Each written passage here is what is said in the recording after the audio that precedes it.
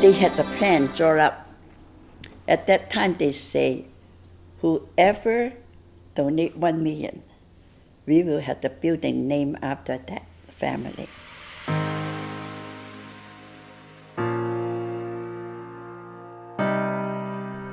One day, Karen Carton called me. He said, Auntie, I want you to get on the board for SASF.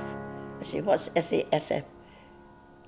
At that time, I thought it's a sports thing because it's called Asian Sports Foundation. Then I said, Karen, you know I'm not an outdoor person. I'm not interested in sports that much. He said, no, we need you, Auntie. We need you. You just come. So I told Karen, I said, okay. Because my upbringing is really, as a Christian, you never just say no and turn down people.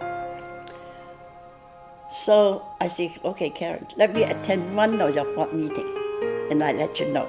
I decide. At that time, Rodney Kunasaki is the just elected president. He conducted the board meeting. With the board member, when I walk in there, quite a few that I know. Because like Rodney Young is from CCC, Chinese Community Church, like Dan Lee, and but I also know a few Japanese friends. Amy Wong, she's a Japanese, she's a churcher at that time, for SASF. And then Dr. Sato, and then they're on the board. I'm impressed. They have the board member Japanese and have a board Chinese. So by sitting on that meeting, actually, it's the board member and the president at that time, Rodney. They impressed me. It's meaningful for me to join. I had just a casual lunch with Bill Wong. And then after the lunch, we went to the show together. At that time, I like musical shows.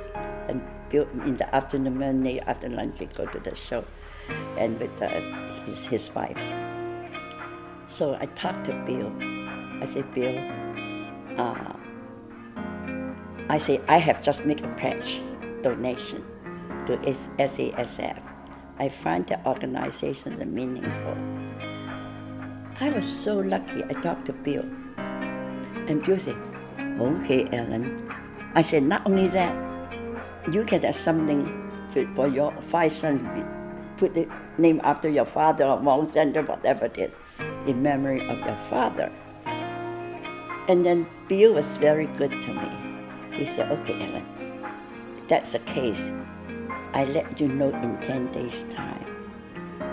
Really, in 10 days, he called me. Okay, Ellen, I get all 5 my brothers go along with me. He's the number 1 oldest brother, of course. He said, all 5 brothers agree with me. We're going to pledge for 1 million. And then I immediately, when Bill called me, I said, okay, Bill, call all your 5 brothers. And then I say, I'll let you talk to them directly. And I host a lunch. I remember a dynasty, now it's called the Ming Dynasty. I host a lunch there. Bill had all 5 brothers there. And then Jimmy was there. I called Jimmy coming in. And Karen's there. And the president at that time, including just 1 table. I said, okay, now I introduce you. You folks make direct talk. And then I just tell you how I get them to pledge and make the donation. That's it. I got my job done on that part. So I was really happy that, and I look and I tell myself, sometimes you just don't say no to everything when they ask you to do something.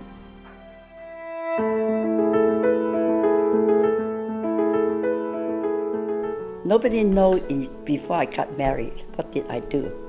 I worked as a medical social worker, serving the poor people in Hong Kong. So I actually have a very meaningful job that I was doing, very fulfilling.